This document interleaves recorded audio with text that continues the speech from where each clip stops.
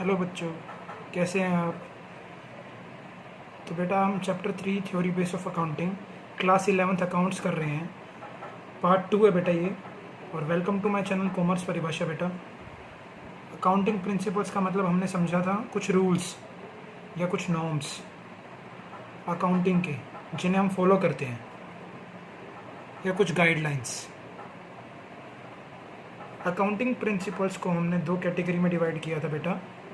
एक का नाम था अकाउंटिंग कंसेप्ट और दूसरे का नाम था अकाउंटिंग कन्वेंशंस। ठीक है बेटा।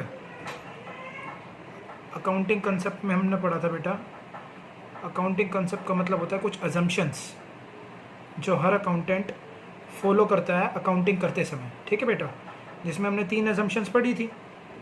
एक था गोइंग कंसर्न, एक था कंसिस्टेंसी और एक था अक्रूवल बेटा। ओके, गोइंग कंसर्न में आपने पढ़ा था बेटा कि बिजनेस लंबे समय तक चलता रहता है।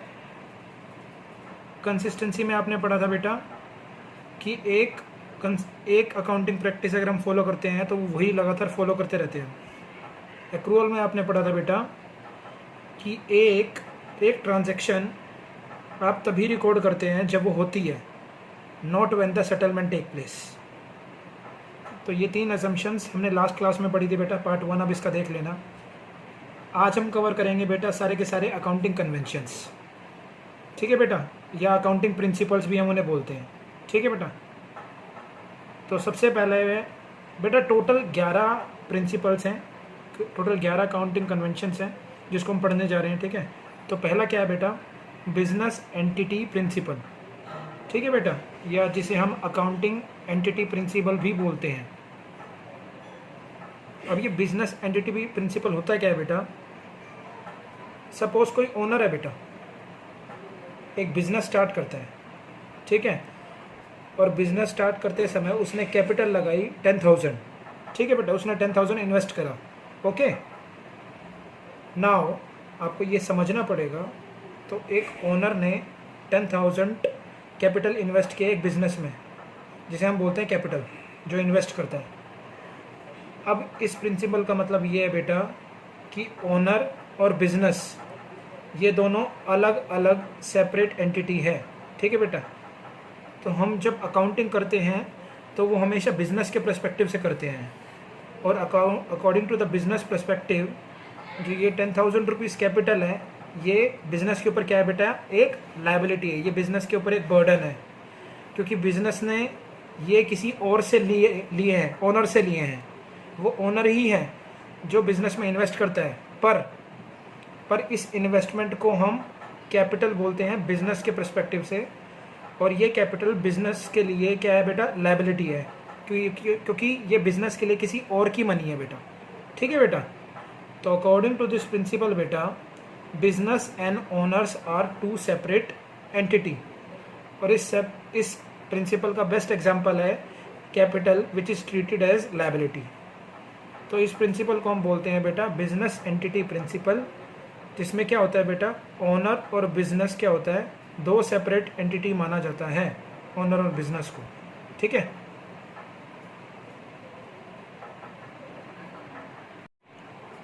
तो दूसरा प्रिंसिपल है बेटा मनी मेजरमेंट प्रिंसिपल।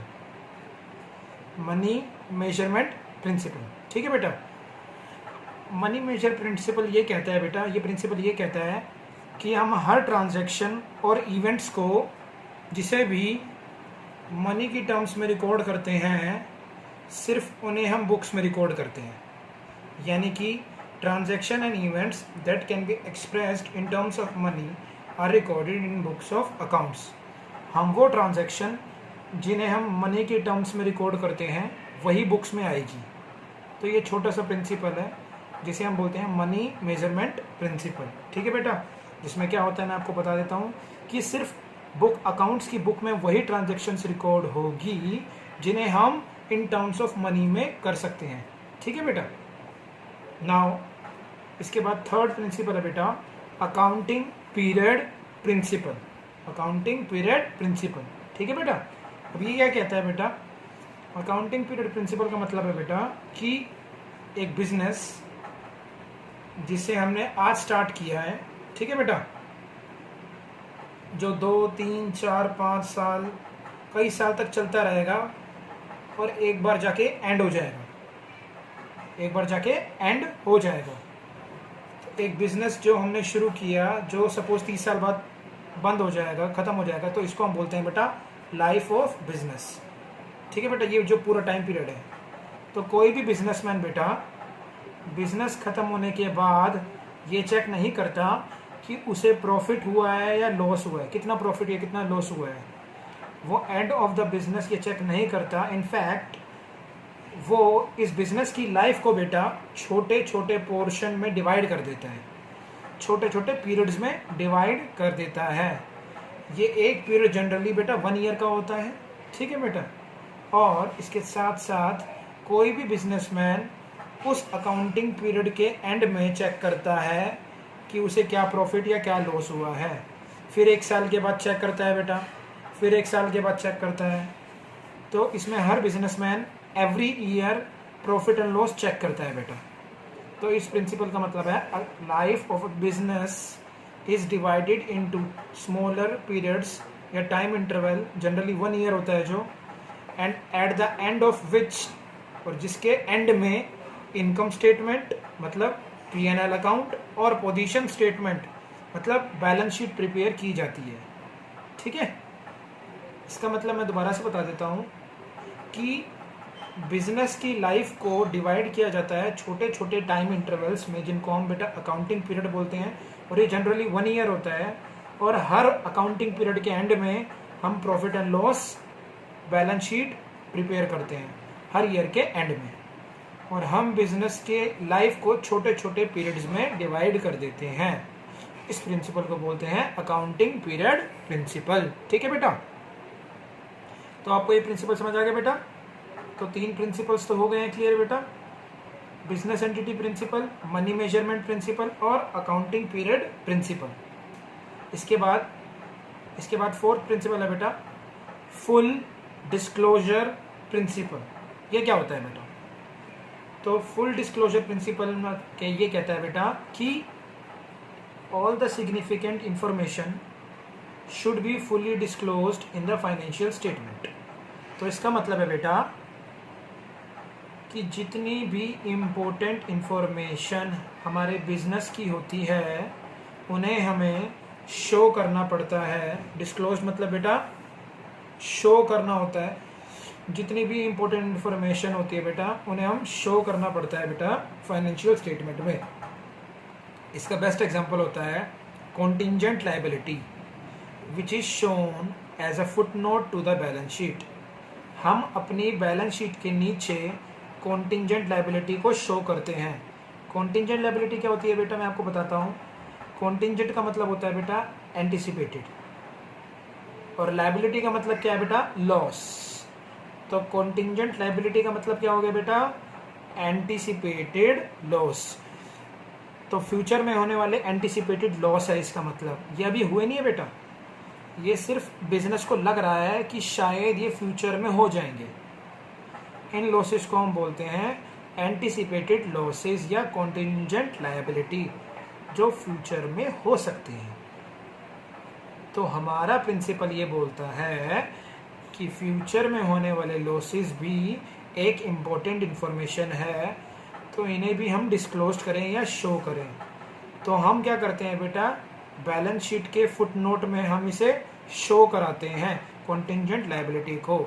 इसका मतलब है ये है बेटा हमारा फुल डिस्क्लोजर प्रिंसिपल। इसके बाद क्या है बेटा 5th प्रिंसिपल है बेटा हमारा, मैं आपको बताता हूँ। 5th प्रिंसिपल है हमारा बेटा, 5th प्रिंसिपल है बेटा हमारा मटीरियलिटी। आपको दिखा देता हूँ अच्छे से। 5th प्रिंसिपल है मटीरियलिटी। इसका मतलब क्या होता है बेटा, मटीरियलिटी में मटीरियल वर्ड का मतलब होता है बेटा इम्पोर्टेंस। ठीक है बेटा, तो materiality principle same full disclosure principle को फॉलो करता है। ये बोलता है items having significant effect should be disclosed. इसका मतलब है बेटा कि हर वो आइटम जो इम्पोर्टेंट हो वो रिकॉर्ड करना चाहिए या वो डिस्क्लोज करना चाहिए। तो मैं आपको एक एग्जांपल दिखाता हूँ इसमें। एक मुकेश अंबानी है और एक बैगर है दूसरी तरफ, ठीक है बेटा। तो मुकेश अंबानी के 100 रुपये खो गए, ठीक है, और बैगर के भी 100 रुपये खो गए, बैगर के भी सेम 100 रुपये खो गए, ठीक है बेटा। ये 100 रुपये, दोनों 100 रुपये की वैल्यू बेटा दोनों के लिए सेम है, दोनों के लिए, मुकेश अंबानी के लिए भी और बैगर के लिए। पर अगर मैं मटीरियलिटी की बात करूं, इंपॉर्टेंस की बात करूं, तो जो 100 रुपये अंबानी के खोए हैं वो उसके लिए नॉट मटीरियल होंगे, इंपॉर्टेंट नहीं होंगे, that is not material for him. लेकिन अगर मैं बात करूं सेम 100 रुपये की बैगर के जो खोए थे, तो that is material for him, because वो उसके लिए इंपॉर्टेंट है। तो materiality is a subjective matter. जो आपके लिए मटीरियल होगा वो किसी और के लिए ना हो, ऐसा भी हो सकता है। It depends on case to case materiality, ठीक है बेटा। बिजनेस परस्पेक्टिव से मैं आपको एक एग्जांपल बताता हूँ। Suppose pen purchased is recorded in the books. हम जो बिजनेस में छोटी छोटी स्टेशनरी परचेज करते हैं, पेन खरीदते हैं, डायरी खरीदते हैं, रजिस्टर्स खरीदते हैं, ये छोटी छोटी चीज़ें भी बिजनेस के लिए इम्पोर्टेंट होती है बेटा, या मटेरियल होती है बेटा। इसलिए हम इन सबको भी बुक्स में रिकॉर्ड करते हैं बेटा। All the significant affect should be disclosed. सारे के सारे सिग्निफिकेंट आइटम्स को हम रिकॉर्ड करते हैं। इसके बाद है बेटा 6th प्रिंसिपल, प्रूडेंस। ये बहुत इंपॉर्टेंट है, सबसे इंपॉर्टेंट है बेटा ये, प्रूडेंस या कंजर्वेटिज्म।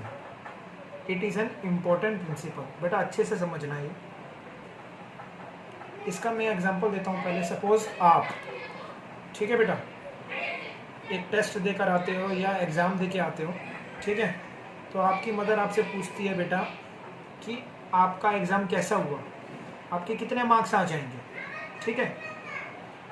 तो आप वहाँ पर बेटा समझदारी दिखाते हो, प्रूडेंट बन जाते हो, ठीक है।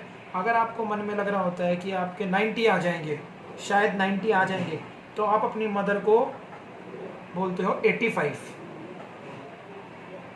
अगर आपको लग रहा है 90 तो आप मदर को बोलते हो 85। अगर आपको लग रहा है 80 तो आप अपनी मदर को बोल देते हो मदर 75 आ जाएंगे, शायद मेरे 75 आ जाएंगे। इसी तरह अगर आपको लगता है 70 तो आप अपनी मदर को बोल देते हो शायद मदर मेरे 60 मार्क्स आ जाते हैं या आ जाएंगे। इस चीज़ को हम बोलते हैं बेटा प्रूडेंट, या मतलब आप कंजर्व हैं।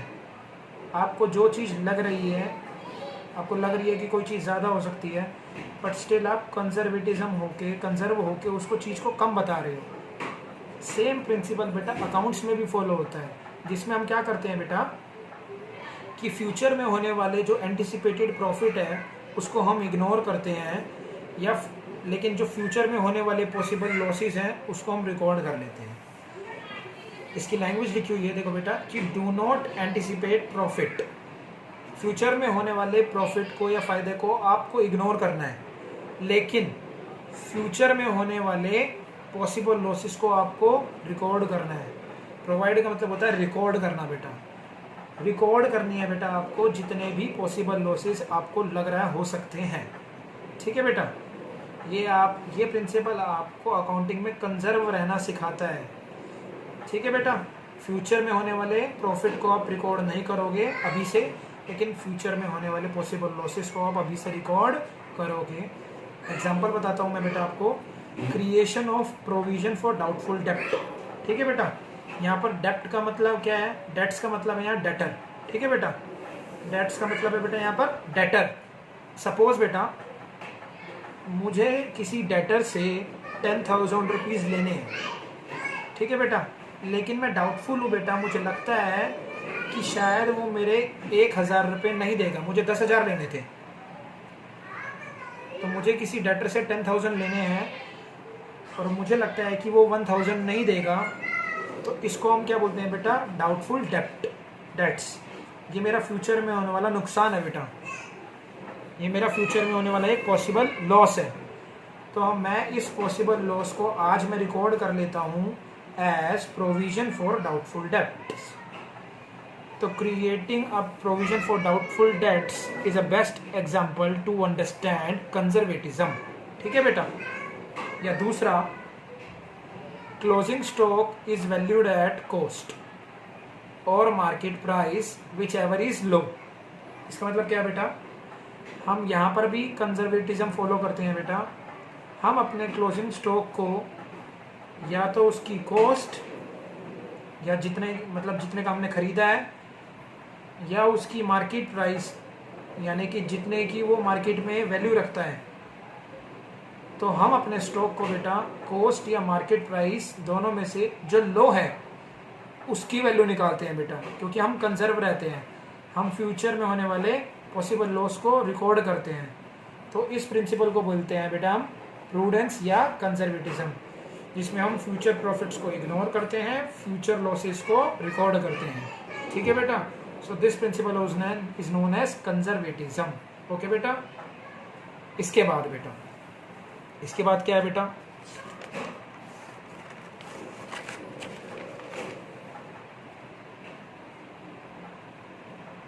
इसके बाद क्या है बेटा, कॉस्ट प्रिंसिपल। कॉस्ट प्रिंसिपल ये कहता है बेटा the asset is recorded in the books at cost price. इसका मतलब क्या है बेटा, हम अपनी बुक्स में किसी भी एसेट को उसकी कॉस्ट प्राइस पर रिकॉर्ड करते हैं। कॉस्ट प्राइस का मतलब होता है एक तरीके से परचेज प्राइस, जितने का हमने खरीदा होता है बेटा।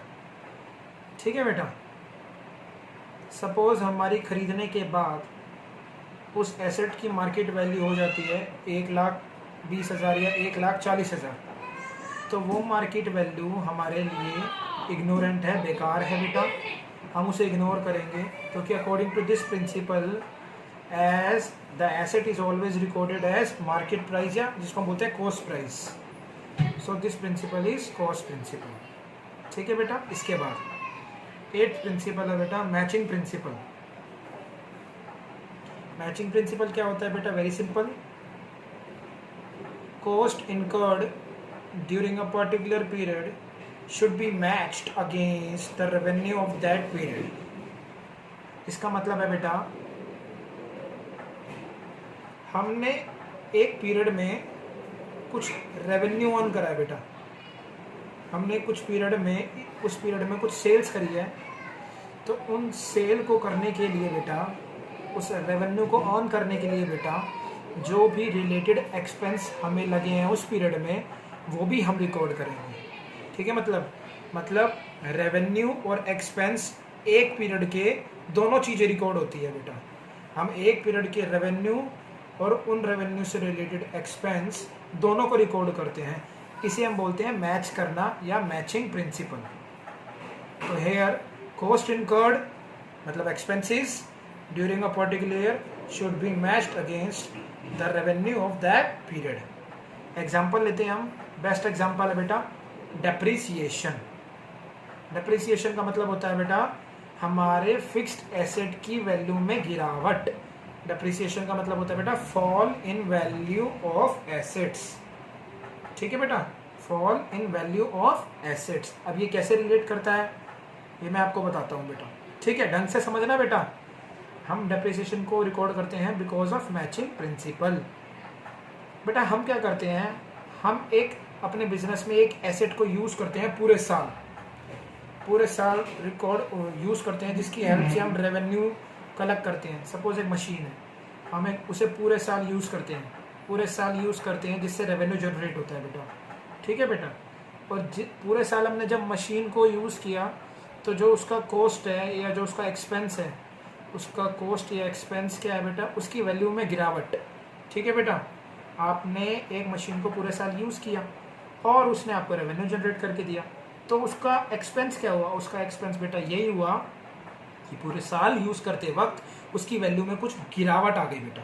ठीक है, उस गिरावट को ही हम क्या बोलते हैं बेटा, डेप्रीसिएशन। तो जो वैल्यू में गिरावट आती है उसको हम बोलते हैं बेटा जो एक्सपेंस है, इस एक्सपेंस का नाम होता है डेप्रीसिएशन। तो this depreciation is recorded because of matching principal. ठीक है बेटा, इसके बाद है बेटा 9th प्रिंसिपल है ड्यूल एस्पेक्ट प्रिंसिपल। बहुत इंपॉर्टेंट प्रिंसिपल है। इसका मतलब है बेटा कि every transaction has 2 aspects, that is debit and credit. Her transaction के 2 एस्पेक्ट्स होंगे बेटा, इसीलिए इसका नाम है ड्यूअल एस्पेक्ट प्रिंसिपल। इस पे पूरा एक चैप्टर है बेटा, चैप्टर नंबर 5 जो आगे जाके हम पढ़ेंगे बेटा, टेंशन ना लो, जो इसी प्रिंसिपल पे बेस्ड है, जिसकी एक मैथमेटिकल इक्वेशन भी है बेटा, assets is equals to capital plus liability.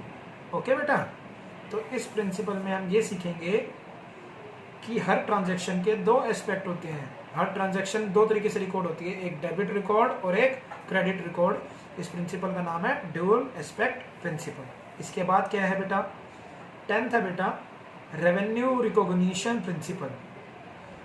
तो रेवेन्यू रिकॉग्निशन प्रिंसिपल क्या है बेटा, it follows the accrual assumption. जो हमने एक्रूअल अजम्पशन सीखा था, सेम रेवेन्यू रिकॉग्निशन प्रिंसिपल भी फॉलो करता है।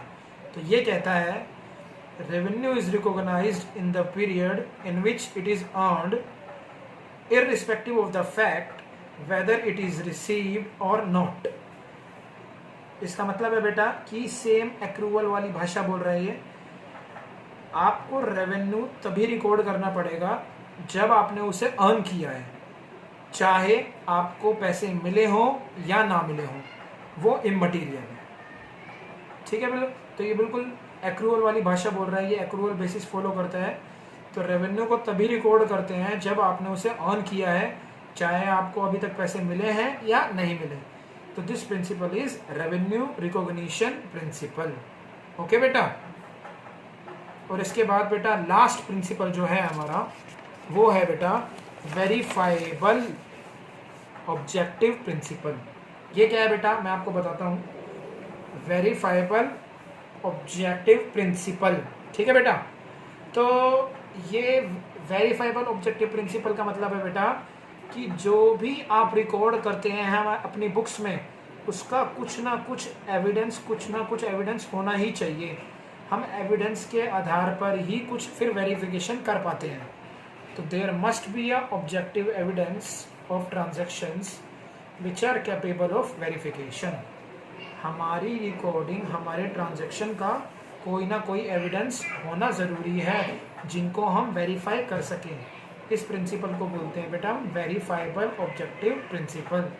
अब जैसे कुछ एग्जांपल हैं, हमारे एविडेंसेस क्या होते हैं बेटा, जैसे कि इनवॉइसेस या बिल्स एक्सेट्रा। ठीक है बेटा, इनका मतलब होता है बेटा जब हम गुड्स खरीदते हैं तो हमें बिल मिलता है, या गुड्स सेल करते हैं तो इनवॉइसेस बनाते हैं। तो जितने भी ये बिल्स हैं बेटा, ये हमारे लिए एक बिजनेस के लिए क्या है, एविडेंट है, प्रूफ है। तो ये एविडेंसेस हैं, ये वेरिफिकेशन के काम आते हैं। तो इसी प्रिंसिपल का नाम है वेरीफाइबल ऑब्जेक्टिव प्रिंसिपल।